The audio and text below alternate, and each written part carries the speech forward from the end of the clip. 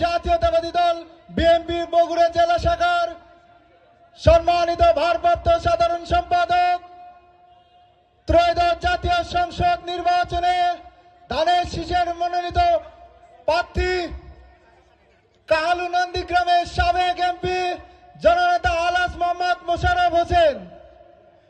উপস্থিত আছেন কাহালু উপজেলা বিএনপির বিভিন্ন স্তরের নেতৃবৃন্দ, দুর্গাপুর জামগ্রাম ইউনিয়ন বিএনপির বিভিন্ন স্তরের নেতৃবৃন্দ। সকলকে জানাই আমার প্রাণপ্রিয় সংগঠন বাংলাদেশ জাতীয়তাবাদী ছাত্র দল কাহালু উপজেলা শাখার পক্ষ থেকে রক্তিম লাল গোলাপের শুভেচ্ছা ও সালাম। আসসালামু আলাইকুম।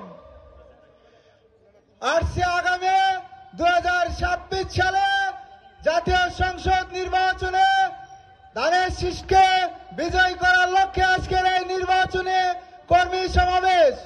আপনারা সকলে একত্রিত হয়ে আগামী জাতীয় সংসদ নির্বাচনে আলহাজ মোহাম্মদ মোশাররফ হোসেনকে ধানের শীষ মার্কায় ভোট দিয়ে জয়যুক্ত করবেন, এই আশা এই প্রত্যাশা রেখে আমি আমার সংক্ষিপ্ত বক্তব্য শেষ করছি।